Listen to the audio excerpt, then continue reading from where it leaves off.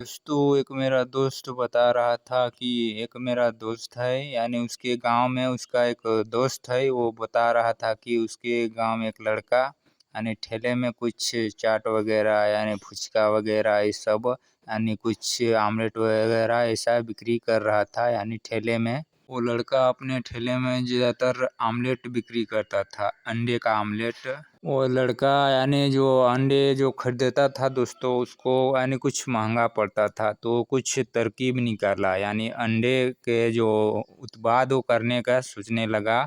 दोस्तों वो लड़का गांव से था, तो गांव में जैसे उसका आसपास यानी जो मुर्गी पालन ये बतख पालन ये सब हो रहा था, तो वो भी यानी सोचने लगा कि हम भी ये सब करेंगे। जैसे वो सोचने लगा कि बतख पालेंगे तो बतख, और वो बतख पालन करना शुरू किया और अभी भी कर रहा है। तो बतख पालन से वो अंडा उत्पाद करना शुरू किया। दोस्तों बतख पालन के लिए वो लड़का एक मिनी राइस मिल मशीन खरीदा, छोटे वाले mini rice mill machine 6N40 model वाले, जो यानी साथ में फ्लोर मिल है और राइस मिल साथ में दोनों है। दोस्तों शायद आपको ये मालूम नहीं होगा कि वो जो भूसा है यानी जो भूसा यानी राइस मिल मशीन में जो कुटाई होकर निकलता है यानी बिना उबाले हुए जो भूसा होता है यानी बिना उबाले हुए धान का जो भूसा होता है दोस्तों, उसको यानी जो बतख होता है बड़े मज़े से खाते हैं। इसको आपको शायद मालूम नहीं होगा।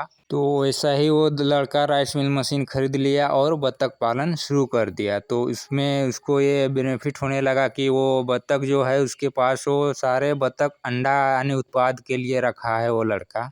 दोस्तों उस लड़के का जो काम था यानी ठेले में आमलेट बेचने का जो काम था वो पहले से करते आ रहा था। उसके लिए उसको अंडे की ज़रूरत था, तो अंडे की ज़रूरत था तो अंडे वो उत्पाद करना शुरू किया अपने घर में ही बतख पालन करके।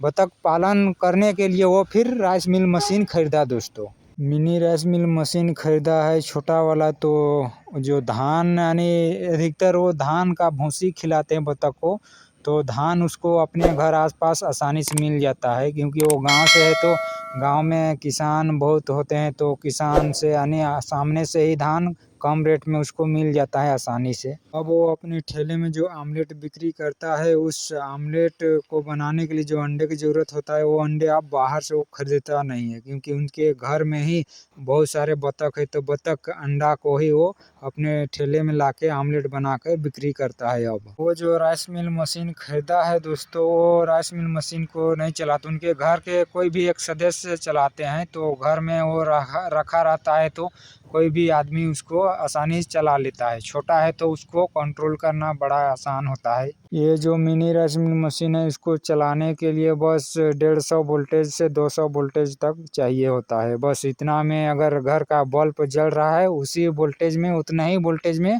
आसानी से चल जाता है। और जो धान जो खरीदता है उसको कुटाई करता है, उससे जो चावल निकलता है उसको बाहर बिक्री कर देता है दोस्तों। और भूसा जो होता है वो तो खुद का बतख खिलाने के लिए रख लेता है।